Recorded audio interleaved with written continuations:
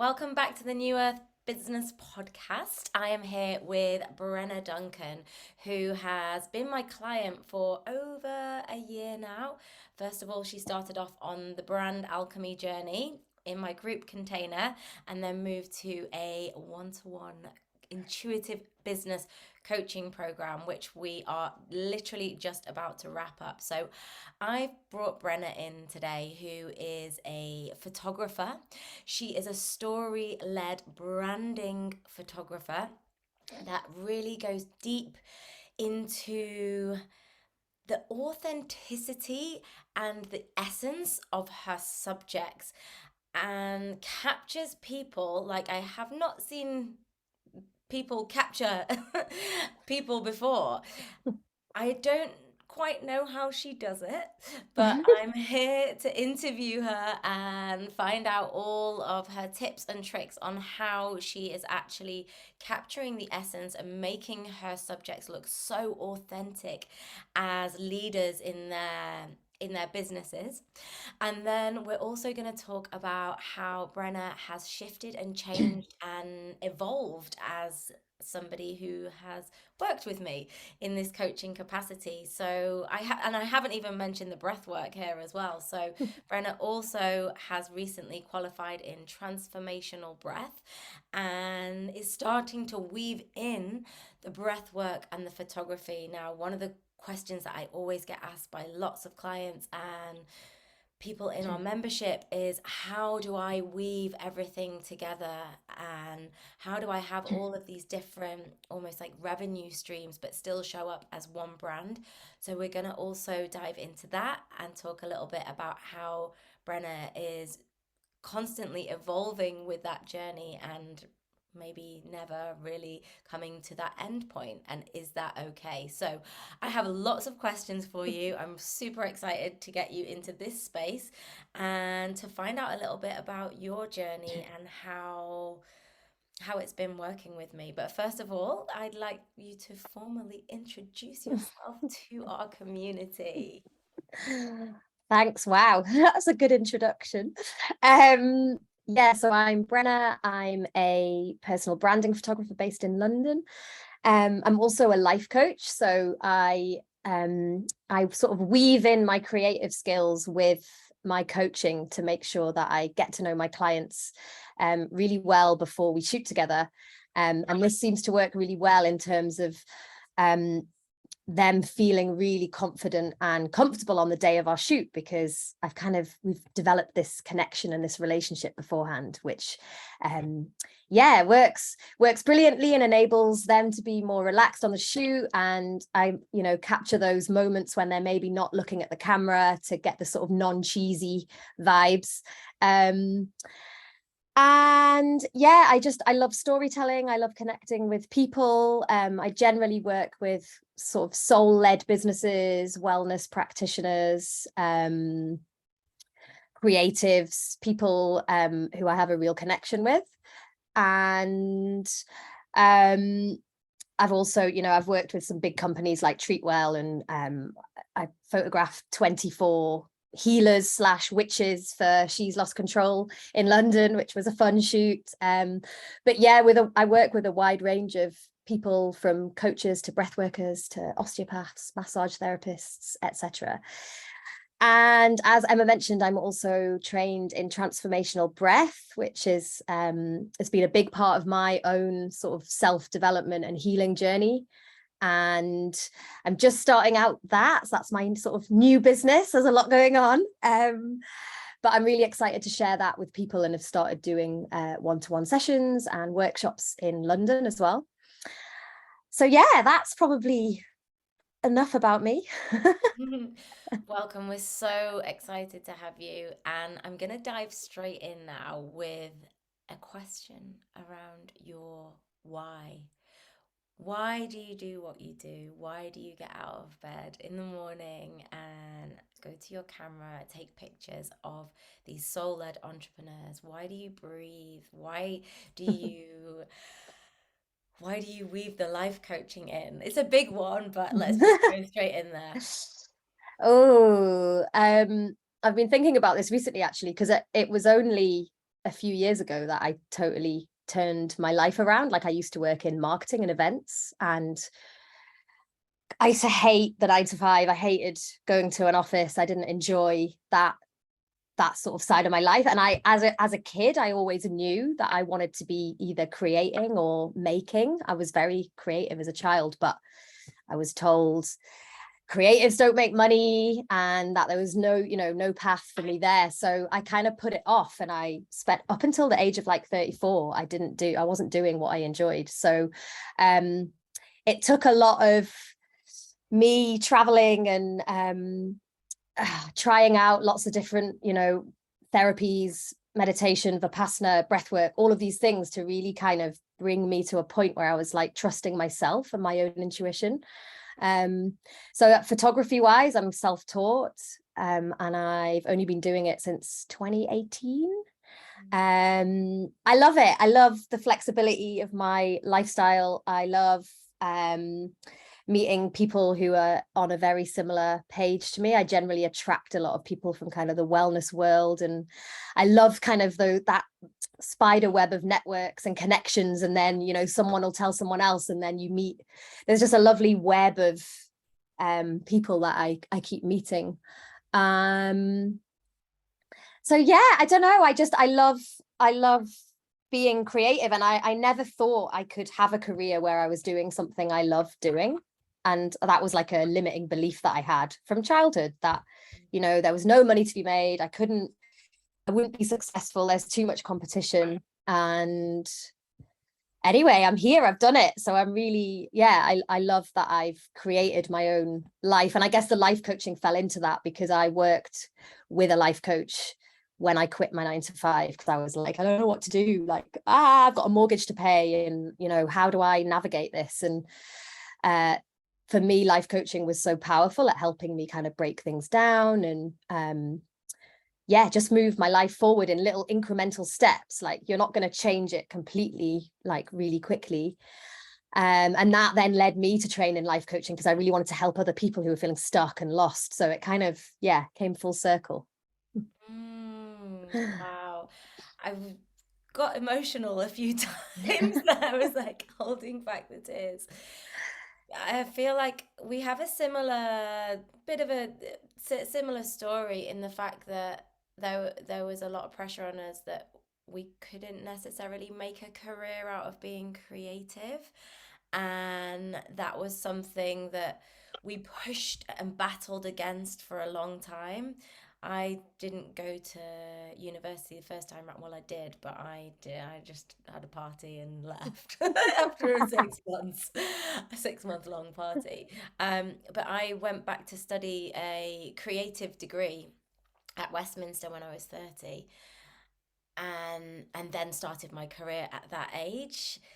So I wanted to echo that point, because I reckon that so many people that are listening to this, that are in full-time work, that are in a corporate career, have that fizzy kind of effervescent feeling that there's something else, there's something more. I want to use my creativity. I think that both of us are like living proof that you can absolutely do that and still pay your mortgage and still show up as a professional. Like, there's so many different ways we can do it. So this leads me into just a bit of a celebration station for you, because I have absolutely loved working with you, and I know that we will carry on collaborating into the future. This is definitely not the end. So I have this list of wins that I'm just going to talk about, and then we'll kind of dig into each one that sings to us, and deconstruct it a little bit, so that people listening can really get a feel of how you've shifted from this to this. So, when you came to me, you did not send any mail outs to your community. I think you had a mailing list, but it wasn't really doing much. And by the end of our coaching together, you are sending regular mail outs to a healthy list. And I'm feeling so much of your essence and your magic and your truth in there, and that's coming through. So excited, like, oh, I love it. Running your first masterclass, the person that was like, no, no, no, no, at the beginning of our coaching, I'm not going to do a masterclass. What would I remember you saying, what would I say?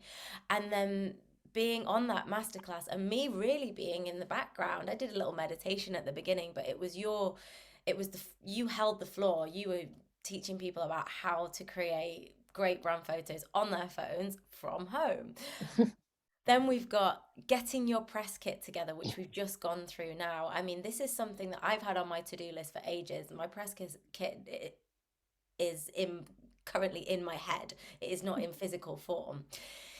Yet in that press kit, I see I see this amazing professional brand photographer that has also put that they are offering speaking positions. Now, again, going back to the beginning of coaching and at the end of brand alchemy, the speaking part for you was not something that you were like, yeah, I'm gonna go and do that, do the speaking. Whereas now I'm looking at this press kit and you've got 3 workshops that you can now speak on to go out into the world. Posting pictures on Instagram. This is another one. Posting pictures of your face on Instagram, like, I love being on your Instagram page. It's such an exciting world to be in. You're sharing so much value. I see you as a human being. I know, like, and trust you. You've got everything that makes me as a potential client want to work with you. I want you to take my pictures because I know that you're going to get me. Then you have so magically weaved in your breath work to all of this, which is giving you like that extra gravitas in the wellness industry, showing that you're not only a photographer for these healers, these holistic practitioners, but you also get it. Like, you've done your life coaching course, you've done your breathwork course, and you're ready to be seen as all of that. So, aho, sister. I'm super proud of you. I just wanted to get that list in and celebrate you. How does it feel receiving that? Doesn't sound like me. I was like, did I do all of that? Yeah, no, I think it's mad how far I've come, because I remember being like, I have nothing to teach anyone. Like, I can't teach anyone a masterclass. What are you talking about, Emma? And the fear around sending newsletters to people. I think I had like 7 people on my mailing list. So I was kind of like, there's no point. And then by the end of our coaching, I've got like 130 people on my list. So, this is progress. And I'm actually really enjoying the writing. It's just, kind of getting out of my own way. I think it's just self-belief. And confidence, which has definitely grown massively, which is all thanks to you. So thank you for your help. It is a pure collaboration and timing. I think that people often come to me for the one-to-one coaching at like this really at this perfect stage where they know what they can do, and I'm literally just adding a few little bits of scaffolding and structure around that for you to do it yourself. So yeah, well done. What would you say for you? So I've given you like the wins that I have kind of noticed. What is your personal biggest win, biggest takeaway from working together?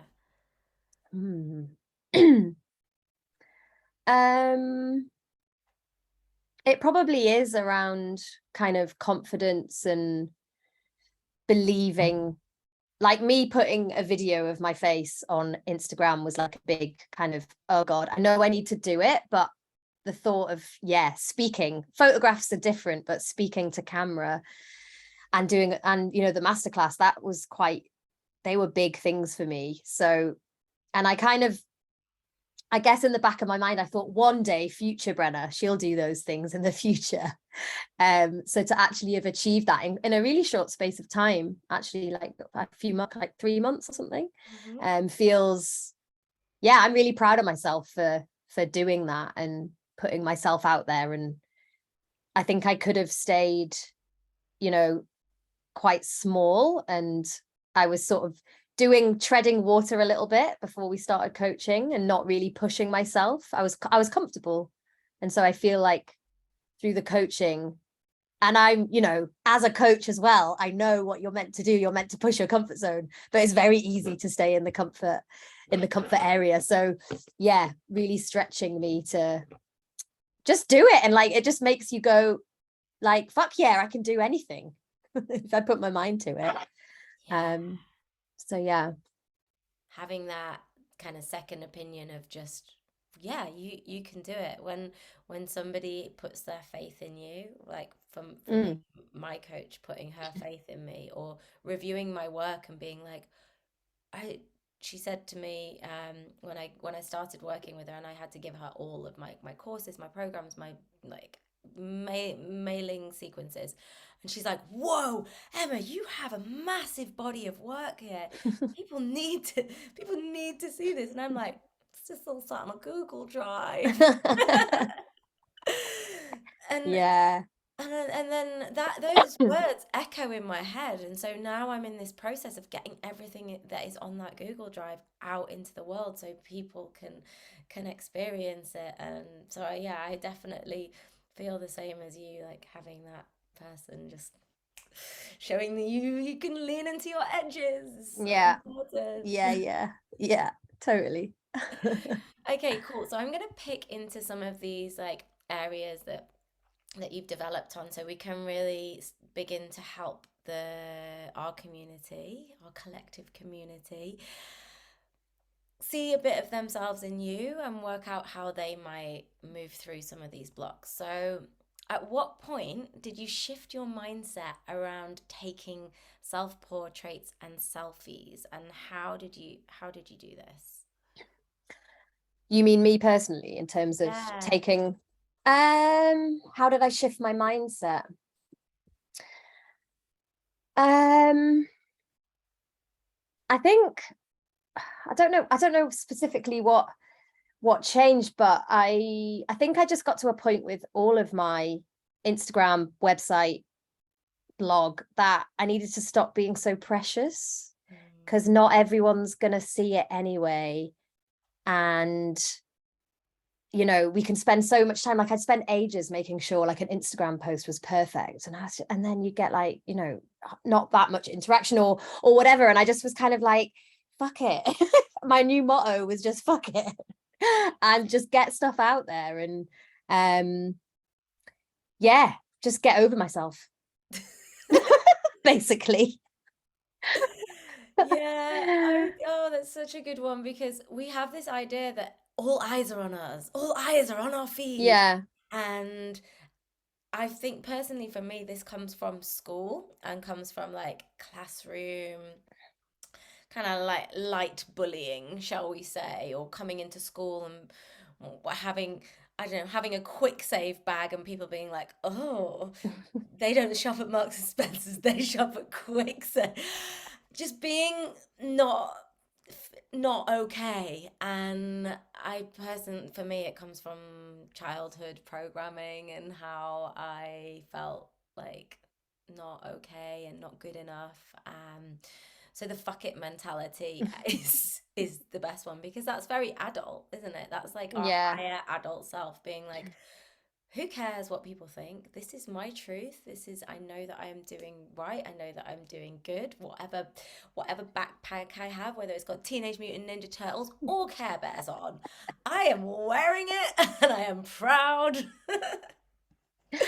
Yeah, I always remember one of my friends saying to me when I was like worrying about a shoot or something, and she was like, just remember, you're a tiny speck in a massive universe and it doesn't matter.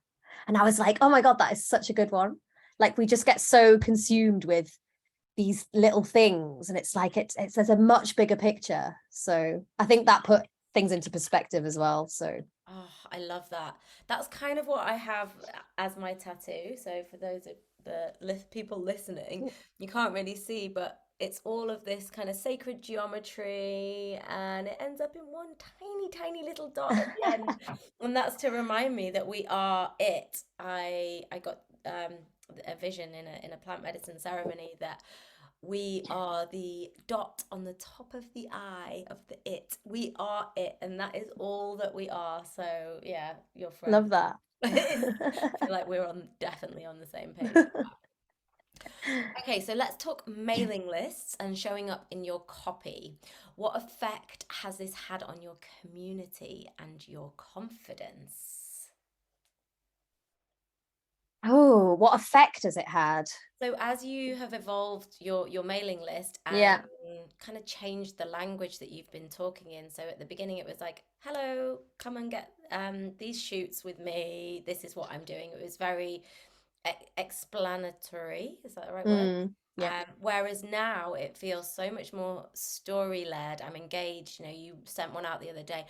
I spent solstice at in Stonehenge. Stonehenge. Yeah, yeah, we were both there, very tired, trying to keep our eyes awake through matchsticks, enjoying the spiritual solstice.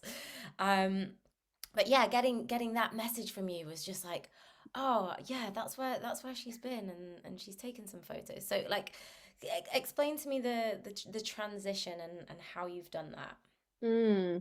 I guess it kind of makes sense in terms of I love storytelling through my photos. So it kind of is it's logical that I need to storytell through my writing as well. So they kind of go hand in hand. I think before I just, well, you taught me, I think you taught me how to write a newsletter. I mean, I drafted my first one and you checked it. So, I think I just never really shown much interest in newsletters. Like, I think they weren't really, I received them from other people, but I didn't really know what to say. And there's all different styles you can have. And some people put like lists of books they've read and podcasts. And I was like, oh God, that's a lot of pressure. And I think for me, just, weaving in storytelling with some photos and selling, I'd never really thought about selling myself as such. I'd kind of put photos up to show people what shoots I'd done, but I was never actually actively saying,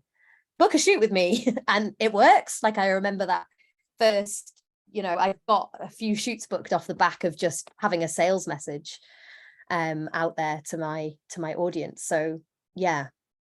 It's so easy to kind of forget that part of it, and I think at the beginning of the business building journey, we're so focused on getting the structure up there, you know, the website, the logo, the branding, how do we look, what are we offering, and it's all back end, and then we forget to actually go out there and offer regularly, because people need to see things.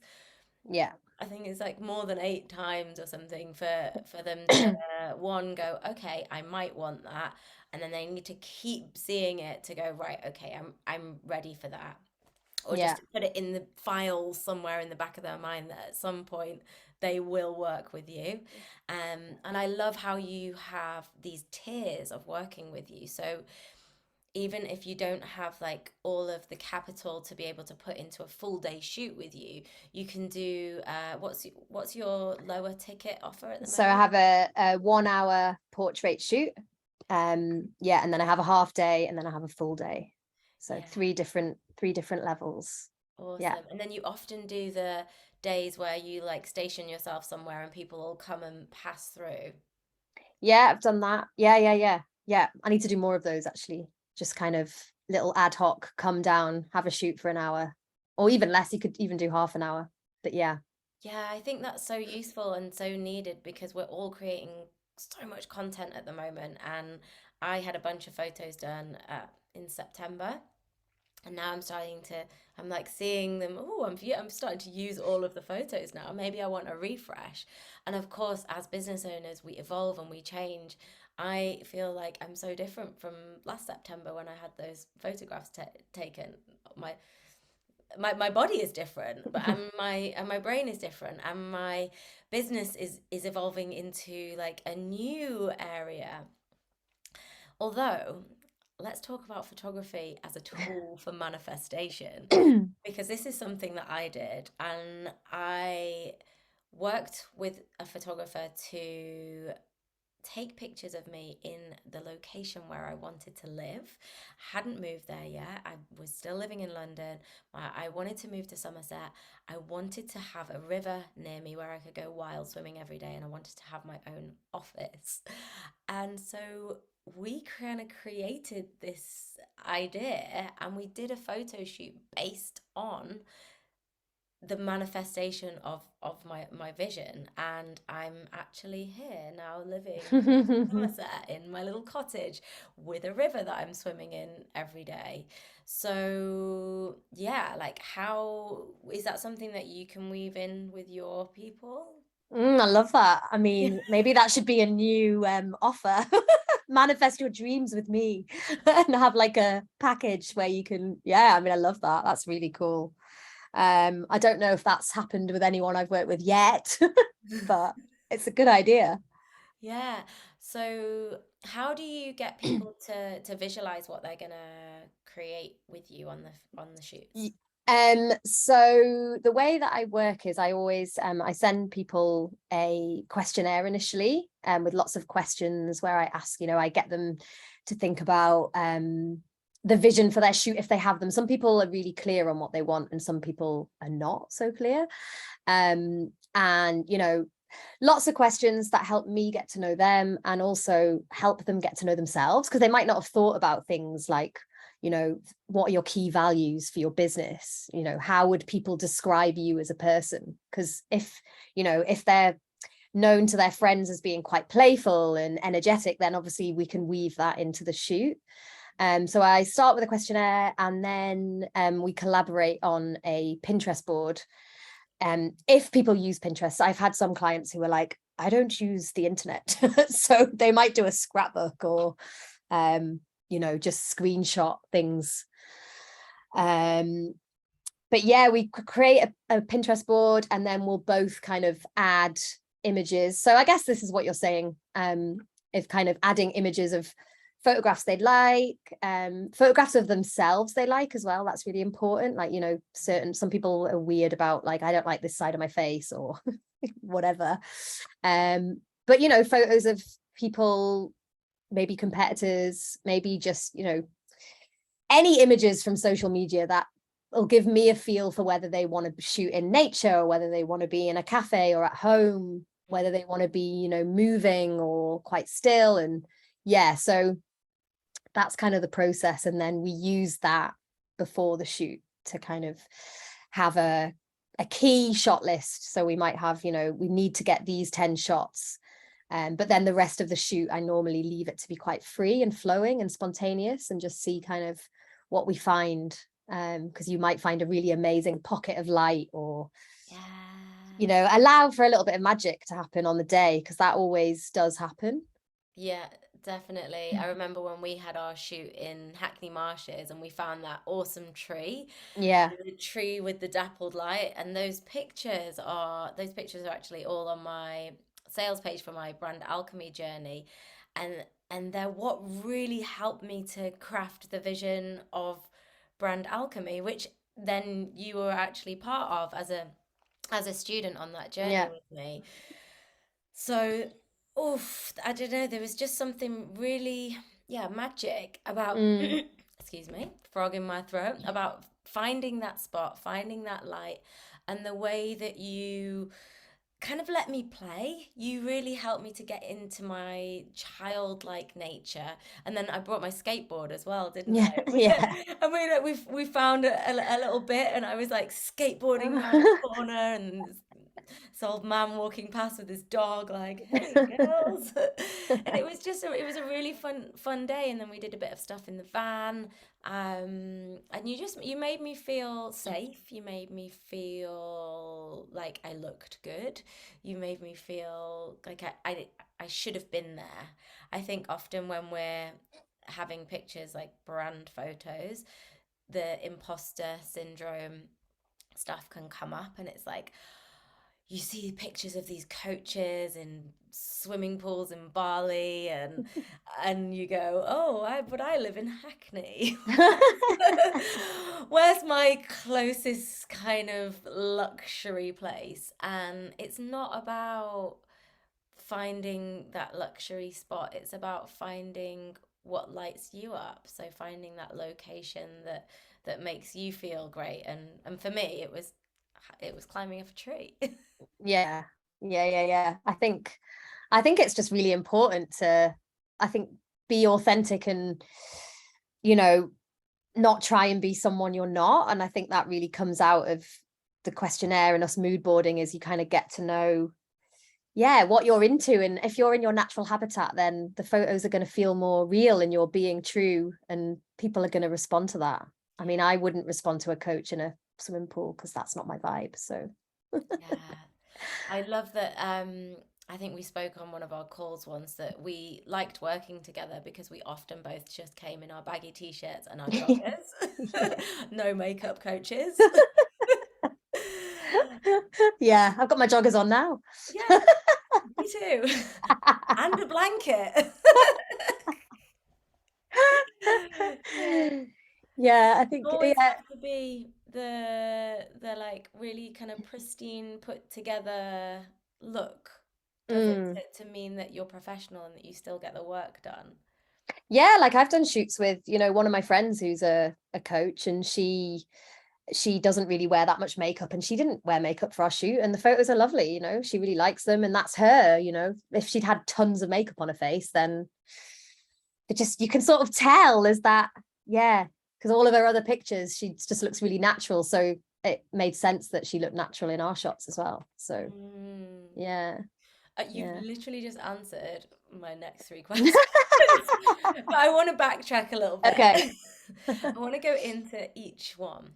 Okay. What does authentic brand photography mean to you? um just capturing people at their best, and no cheese, no fakeness.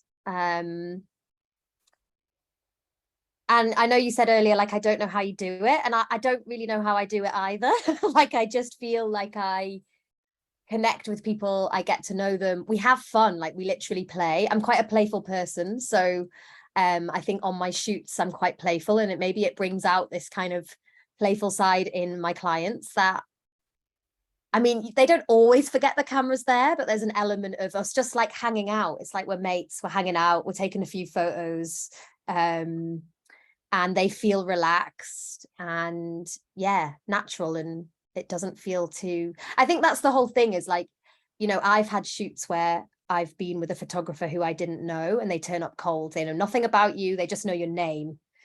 And if you work with a photographer like that, your photos are gonna look stiff, and you're gonna be doing that sort of forced smile, and it's not natural. So that's why my soulful shoots and this whole process seems to work really well.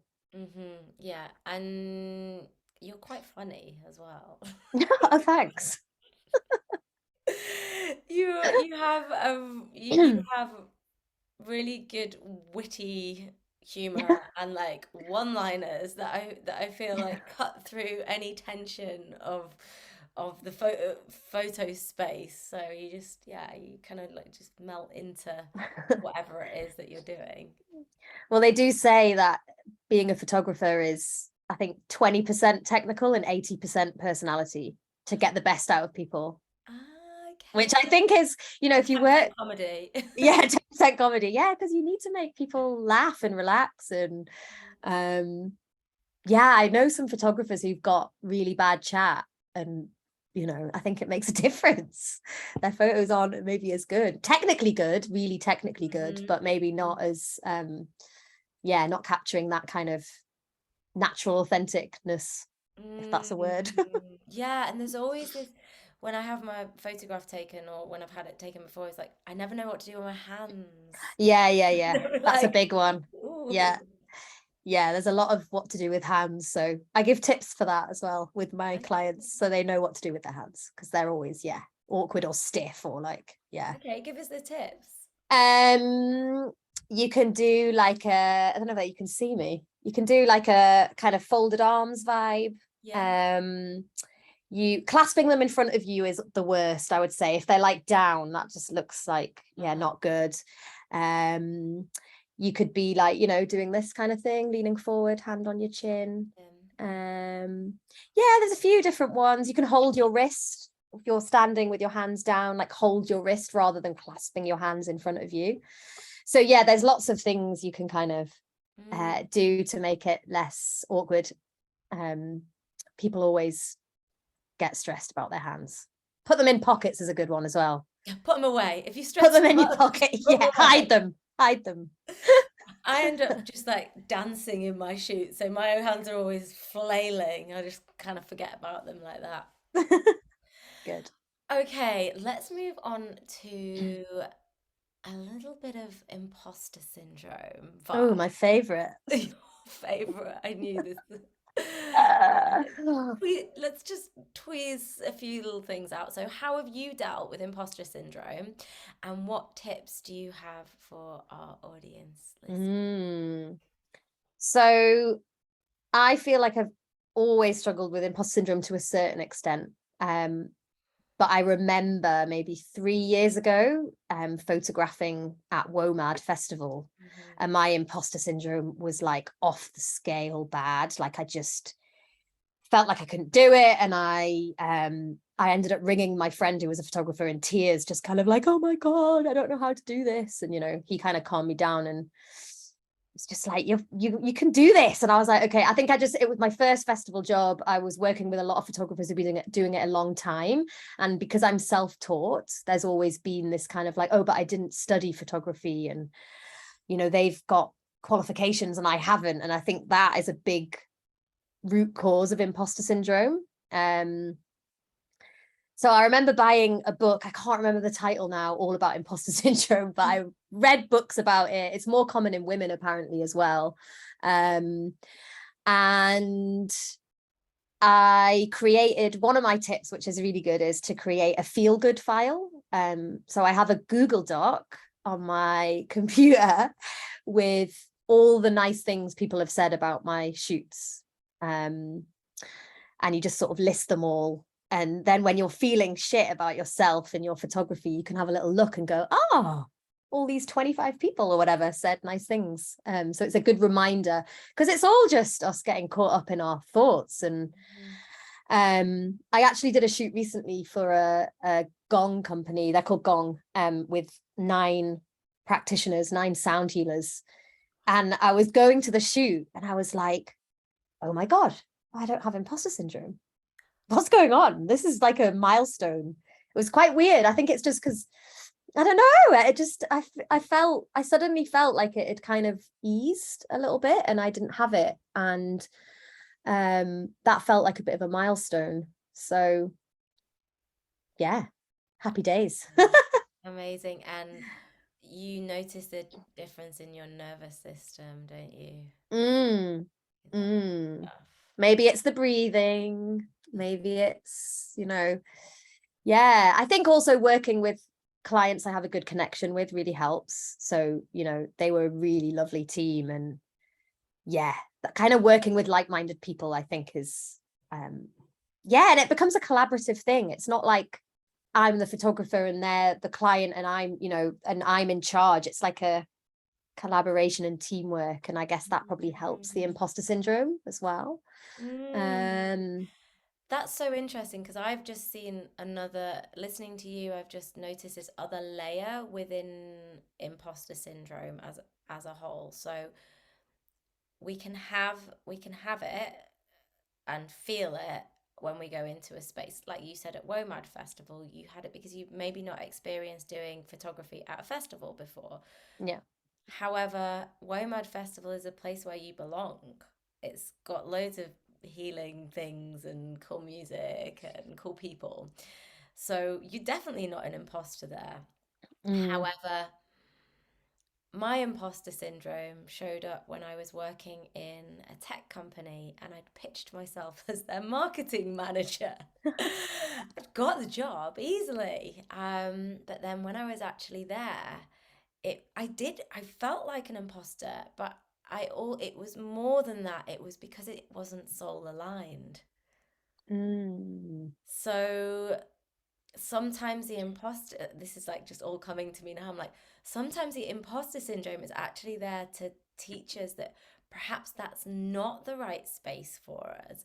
And maybe there's two versions of imposter syndrome. There's this one that is like, don't work in the bro tech company and sell a product that you're not fully backing.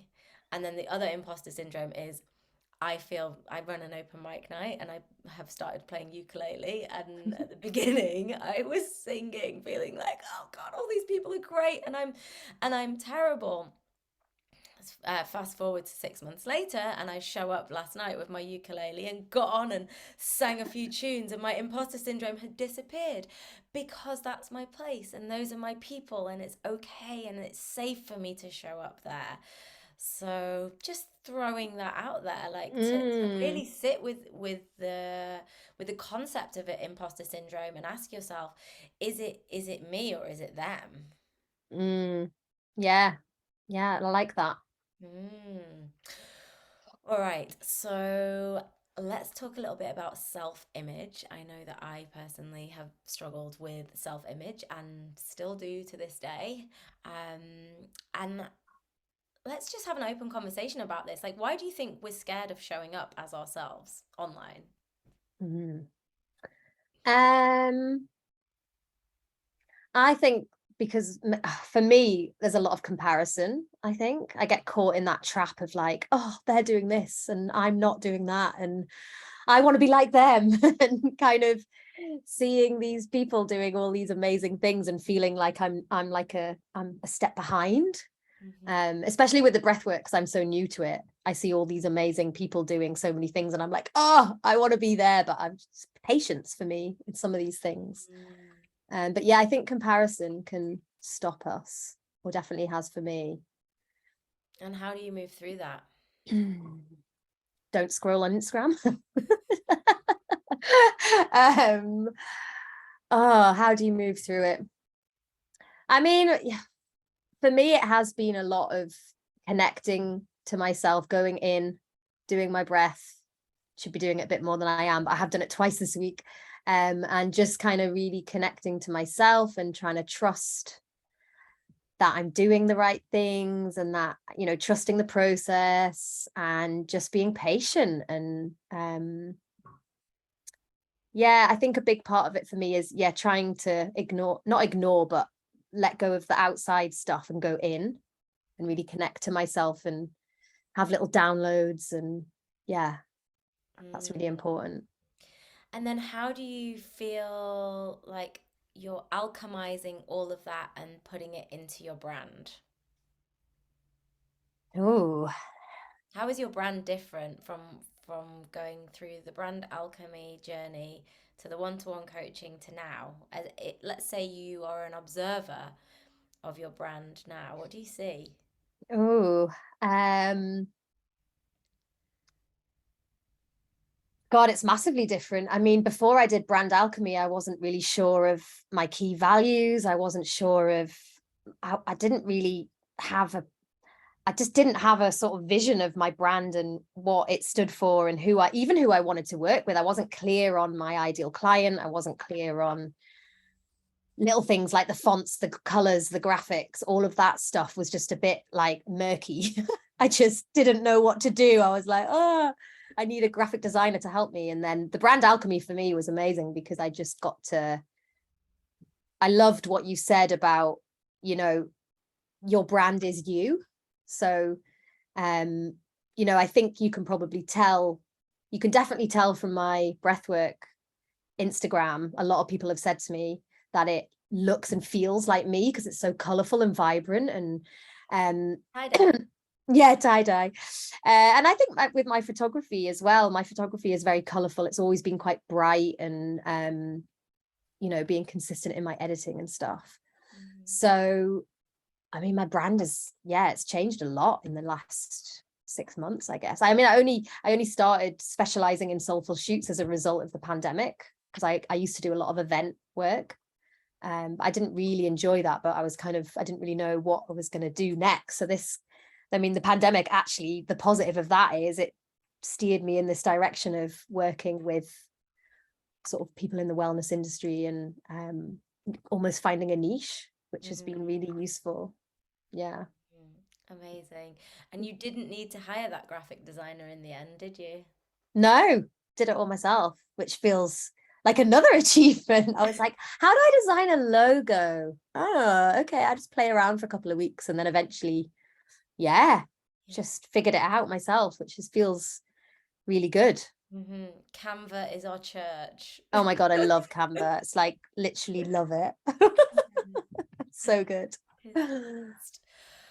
Oh, all right. Well, I'm gonna wrap up now with like a one last little question. Just gonna tune in. Okay, so under this new moon in Cancer that we are in, time for manifestation, time for projecting towards the future. What do you want for your, like, say a year from now, when this next new moon, people who are listening can do this too, whether it's a new moon or not, feel into this energy. In a year's time, what would you like to be doing in your business? What would you like to have achieved?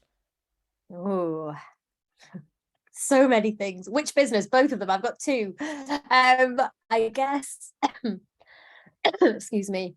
Well, I'd like to be living 6 months in the UK, 6 months abroad for sure. Working with I'd like to be sort of splitting my time with doing a couple of shoots a week and being creative, because I've definitely got this creative. I love my creative side, but then I'd also love to be doing, retreats and taking my breath work to festivals. And I don't know, like, I guess my dream, this might not be in a year, it's definitely not going to be in a year, but I'd like to have, I don't know, have some retreat center where I'm kind of getting all these people together, bringing this community together, and maybe the photography is built in with the kind of breath. And I don't know, I don't know how exactly it'll work, but a big part of my mission is kind of bringing people together in community and helping people show up for themselves, whether that's through photography or whether that's through them, connecting through breath work. And there's kind of a nice little link there in terms of connecting people to themselves to then visualize their business and their own plans. So I'm still very much at the start of that part of my journey, so it's just I'm excited to see what happens. But I'm excited. I'm excited to come to your creative community retreat that you're gonna in Mexico. Oh, yes, that is on my list of places I want to go Let's this year see. or next year. That's amazing. Well, let's sprinkle a little bit of magic, manifestation magic, and you've spoken it into existence now. So it is so, it is so, it is so, it shall be done. Thank you so much for joining me on New Earth Business Podcast today. You have a couple of things going on, I know of. So would you like to just give our audience a bit of a download about what you've got on at the moment, what's coming up, and how everyone can get in touch with you? Yeah. So if you're interested in watching my free brand photography masterclass, which teaches you how to take your own photos at home on your phone, and I cover how to take better portraits and selfies, how to take kind of pictures of you in action, and how to take flat lay photos. You'll find that on my YouTube channel, which I'm guessing Emma might be able to put a link under I'm gonna this. link everything in Yeah. the blog post and in the I don't actually know what my YouTube channel is called, so that would be helpful. I've got I've got bookings open for Soulful Shoots this summer. If you go to my website, www.brennaduncan.co.uk, you can find information on there about my Soulful Shoots. I'm going to be at some festivals this summer. Got quite a busy August with photography, but also doing breathwork. So taking breathwork to Lost Village Festival in Lincoln, my first festival workshop. And yeah, if anyone's in North London or in London, then I run workshops from a breath and sound sanctuary in North London in South Tottenham. And I can, yeah, well, again, we'll put a link below, but if you wanted to come and try transformational breath, I do 2-hour workshops where you can learn all about the power of your own breath, and it's amazing for healing in terms of physical, mental, emotional, and even spiritual. Like, it's just amazing for your overall well-being and can really help people with, you know, stress, anxiety, tension. It's really good for your immune system. Yeah, there's a lot. It's good for everything, helping you connect your intuition, which is what I was talking about earlier. And yeah, so come and breathe with me in North London as well. I loved hearing all of that as you were talking. I'm just seeing all of your.